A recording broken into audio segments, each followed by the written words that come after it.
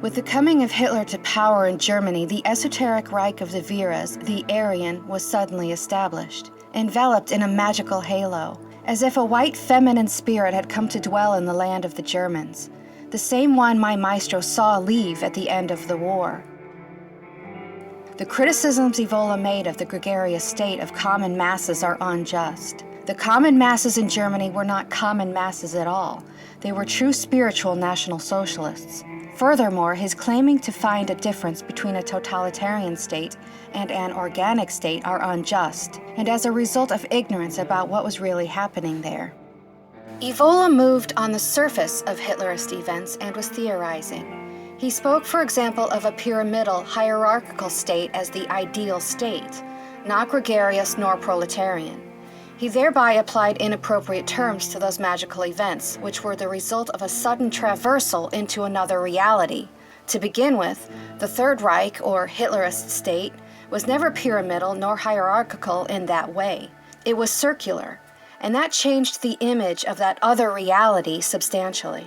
We can no longer speak of gregarianism, nor of pyramidal structure, nor of anything similar. The Führer is not at the top of a hierarchical pyramid, but rather at the center of a circle that vibrates each sequential time cycle more vibrantly in the direction of the reverse leftwards swastika, attempting the return. Within this circle resides all Germans and Aryans, and with every pulse of the circle, more Germans, more Aryans find their return. Some dwell closer to the center than others, but they are all Germans, all Aryans, so there is neither gregarianism nor common masses any longer. There is only a people, a folk, a Reich, in the profoundly magical, mystical sense, a circle drawn by the swastika, and a Führer at its pole, the irresistible, magnetic, hypnotic center of attraction, so that this hallucinatory circle, swirling, every time vibrating faster, must cause everything to dissolve, disappearing from the eyes of that illusory reality of disconnected men, the animal men, the robots, the servants of money, and the great illusionist, the Lord of Darkness. After having won the war, the swastika circle of the Aryans, with their Führer at center, disappeared in the vimana of their vibrating circle, leaving the hallucinatory impression of exhaustion for the earthbound, unable to explain the great events, always having to turn away from the tremendous facts, to try to convince themselves Hitler lost, because they can only understand the hallucinatory phenomenon of the apparition of the Avatara among the robots and animal men of the Kali Yuga as a defeat. Yet in their innermost emptiness, they know Hitler won, and will win, the Great War. This phantasmagoric event, fallen among us at the nadir of the Kali Yuga, cannot be understood, nor even followed by all of the Veras. The white treason in Germany was huge.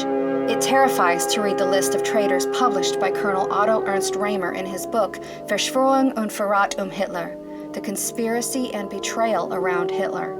Almost all of the generals betrayed their Führer. Even Himmler backslid in the end. How was this possible? The rotating circle had reached a velocity of vertigo, and shortly before breaking away from this material earth, terror took hold of some of the faithful, that instinctive fear of losing corporeality. Moments before the gravity of the body of earth was defeated, and they could have crossed the threshold separating them from Hyperborea.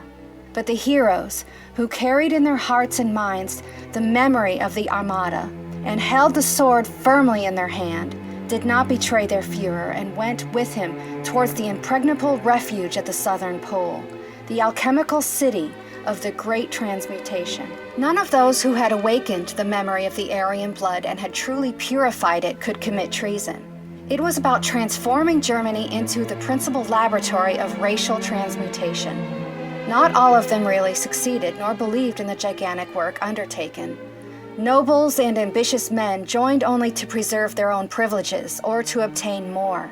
They did not take what was intended seriously, and only when the circle had acquired hypnotic speed did the terror seize them and they tried to jump out of the circle or to make that circle jump. They only ended up breaking themselves into 1,000 pieces forever.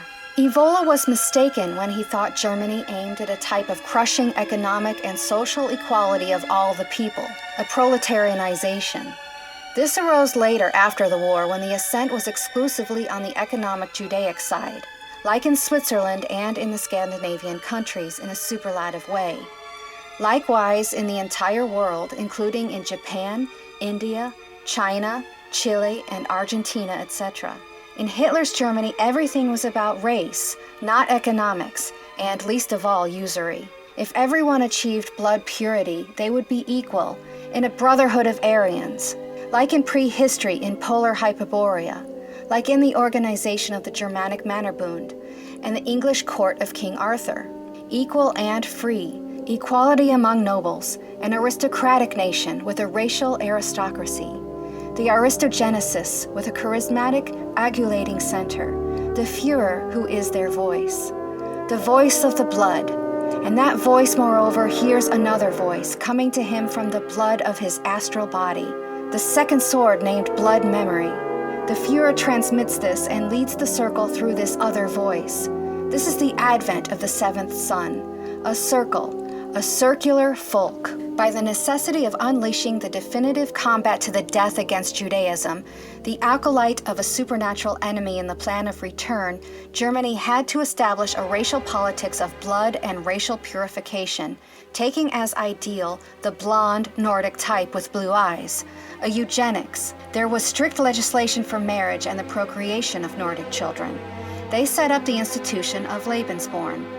As many Aryans as possible must incarnate the Hyperborean spirit, increasing the radius of the circle, the Lebensraum and vital space, such as not to leave the regenerated earth, the new earth, spiritualized by the Graal. Thus, the living space for the anti-race, for the animal men, the robots and slaves of Atlantis will remain, or decay with the material world of the Demiurge.